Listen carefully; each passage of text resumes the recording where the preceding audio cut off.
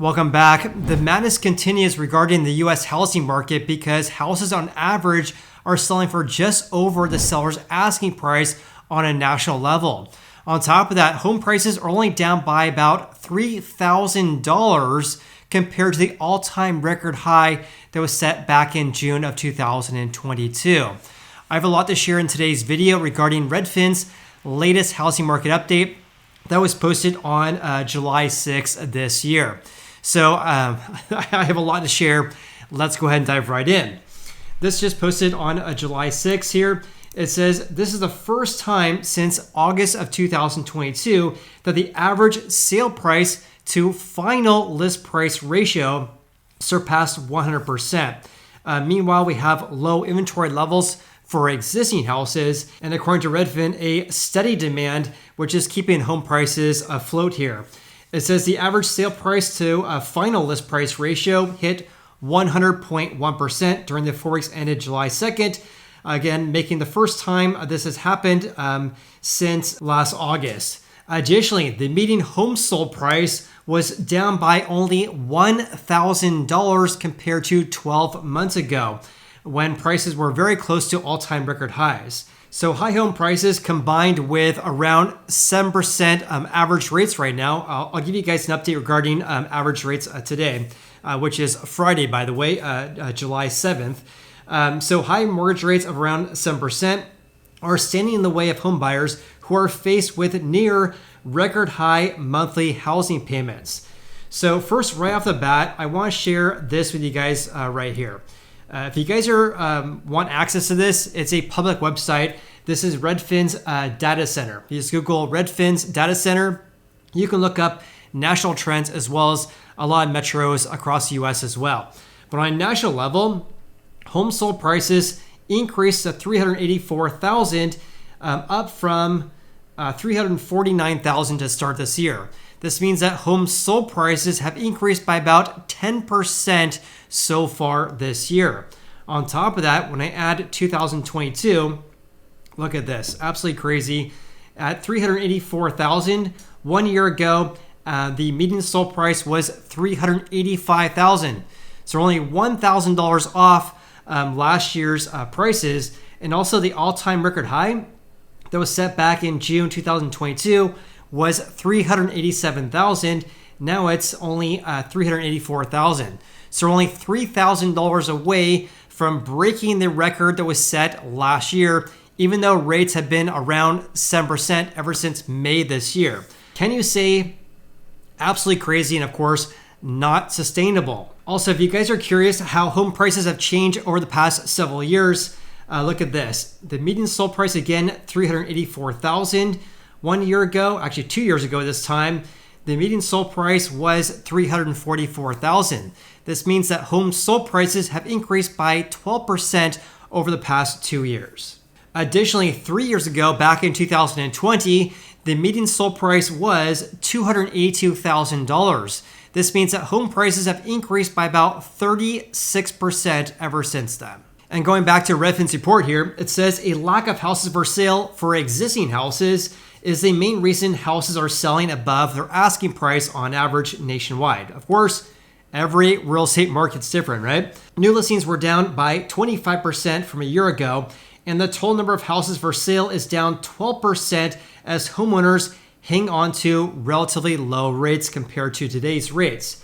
So speaking of today's rates, let me just give you a quick update regarding that, because according to the Mortgage News Daily, as of today, which is Friday, July 7th, average 30-year fix is at 7.14% for people with exceptional credit, of course. FHA and VA is around 6.82 to 6.85%. Also, 1 year ago, average rates were for a 30-year fix was at 5.73%. That is the Mortgage News Daily.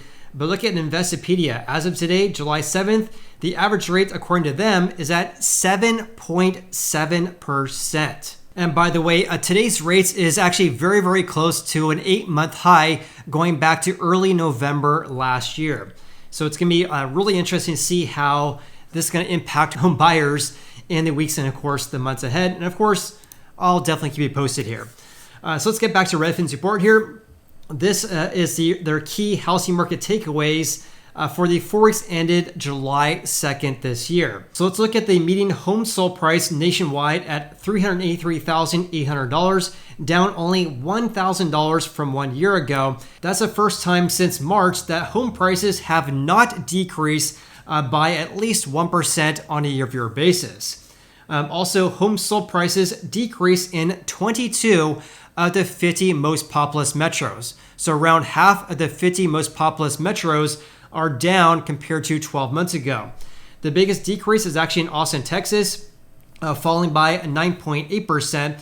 That was followed by Las Vegas, down by 7.6%, Detroit down by 6%, Oakland, California, just east of San Francisco, down also by 5.9%, and Fort Worth, Texas, that's a new one, down by 5.7%. Now here's something that Redfin makes a really good point on. It says price declines are shrinking in many metros largely because home prices were posting an unseasonal decrease at this time last year.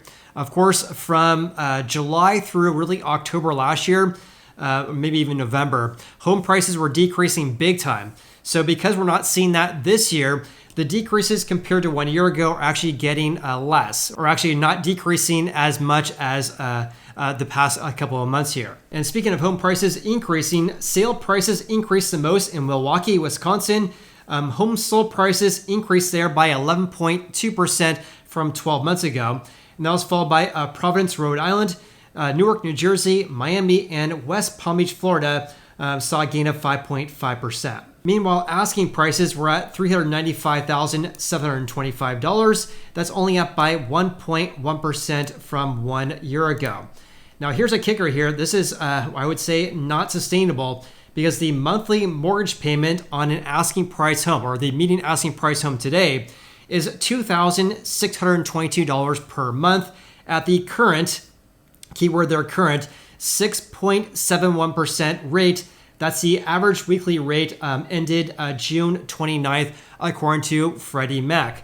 But again, average rates are actually over 7% and actually have been over 7% really ever since June 29th this year. So in other words, because rates have been increasing ever since this report on June 29th here from Freddie Mac, this is going to be a lot worse because housing affordability, I would imagine potentially next week, may reach all-time record lows according to data from Redfin. And here's a look at those monthly mortgage payments ever since 2020. Right now, $2,622 at the current 6.71% rate. So I imagine this is going to increase once Freddie Mac releases numbers late next week. I believe they release stats regarding average weekly rates every Thursday, I believe. In any case, at $2,600 per month, that's as much higher compared to a year ago when the average monthly housing payment was actually just over $2,300. Also at this time in 2020, the average monthly housing payment was around $1,500. Now it's $2,622. That's an increase of about $1,100 more per month to buy an average price home today compared to the same time frame in 2020. Not sustainable. Meanwhile, pending home sales, which of course is a measure between the amount of contracts being signed between buyers and sellers, that decreased by 14.2% year over year, continuing a year-plus streak of double-digit decreases. So for over 1 year, we've been seeing double-digit decreases of contracts being signed between buyers and sellers, which of course implies that home buying demand, of course, is not as strong as years past, or I should say last year. Also, pendings actually decrease year over year in every single one of the metros they track, out of the 50 most populous metros, I should say, except for one. That was Austin, Texas, where pending home sales increased by 2.6%. But they decreased the most in Providence, Rhode Island, down 22.7%, followed by Milwaukee, Warren, Michigan, Boston, Massachusetts, and Newark, New Jersey, all down by over 20%. So not only are we seeing a decrease of home buying demand, we're also seeing a huge decrease of new listings because new listings are down 24.7% from 12 months ago, one of the biggest decreases since May of 2020. New listings also fell in each of the 50 most populous metros as well. They actually fell the most in Las Vegas, down by 47.5%. So 47.5% fewer new listings in Las Vegas over the past 1 month compared to 12 months ago. And that was followed by Phoenix, Arizona, down by 41%, Riverside down by 36%, Oakland, California down by 35%, and New Brunswick, New Jersey also down by 35%. So let's first have a look at pending home sales compared to the past several years here. So for the 4 weeks ended July 2nd, there was 88,000 pending home sales. 1 year ago at this time, there was around 103,000, and back in 2021 this time, there was around 120,000 pending sales. This means there's approximately 32,000 fewer sales compared to the same time frame in 2021.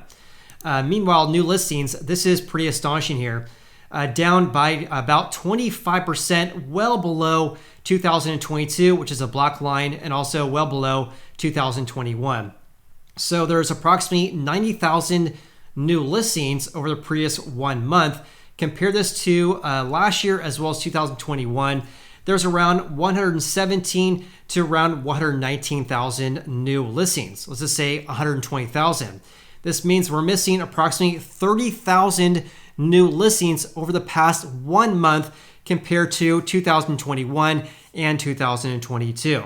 And this, of course, is one of the main reasons why housing inventory is at very, very low levels, historically speaking. So according to Redfin, there's approximately 770,000 active listings, which is another word to say that there's approximately 770,000 houses for sale nationwide. That's down 11.64% from 2022, because back in 2022 at this time, there was around 871,000 houses for sale. Therefore, we're missing approximately 100,000 houses for sale compared to just 12 months ago, which of course is a very big problem, which is causing home prices to increase greatly, as you can see by this chart right here. Prices have been increasing ever since February this year, and up by about 10% so far this year. Let's also have a look at the month supply. This is a measure of the balance between buyers and sellers right now. The month supply on a national level is only at 2.6 months. That's the lowest level, or near the lowest level, in about 1 year. Now here's something I do not agree with them. It says we need to see the month supply in the range of 4 to 5 months to have a balanced real estate market. Now here's why I disagree with them regarding this, because here is a chart showing the month supply, if I can find it, right here. So the month supply at 2.6 months right now.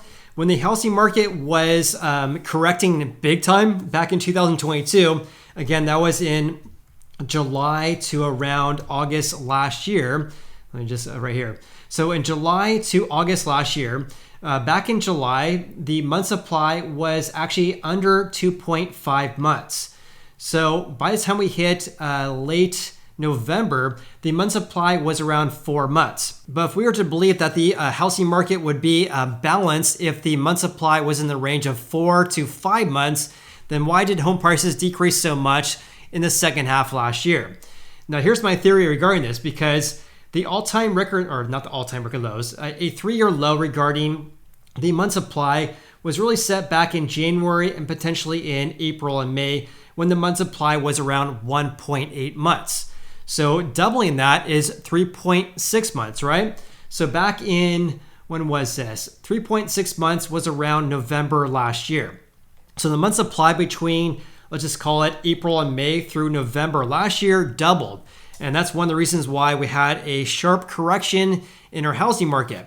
But as you can see here, we didn't get to above 4 months back in 2022, but home prices were decreasing greatly because we went from 1.8 months to around 3.6 months by the time we hit November. In contrast, if we went from 1.8 months in the early part of last year to over 5 months, that would imply a strong buyer's market, given the fact that the month supply would have more than doubled during that time frame. But of course, I'd love to hear from you guys. What do you guys think about this? I think it really had to look at what was the month supply early in the year to kind of gauge what could be considered a balanced real estate market. Okay, let's get back to Redfin's data center and talk about how fast or how slow houses are selling. The median days in the market nationwide was approximately 27 days. This means it's taking about 1 week longer to sell a house compared to 2022. Because 1 year ago, days in the market was around 20 days. And lastly, here's the average sale price to final list price ratio, which again was 100.1% over the previous 1 month. Compares to 1 year ago, houses on average were selling for about 2% over the seller's asking price. Also at 100%, even though this has been increasing ever since February this year, this is still well below the peak that was set back in May of 2022, when houses on average were selling for just under 3% over the seller's final list price. But that's today's video. Thank you so much for watching today's video. I appreciate you. Please leave me a comment below with your biggest takeaways. Hope you guys have an awesome day, and I look forward to seeing you on the next video.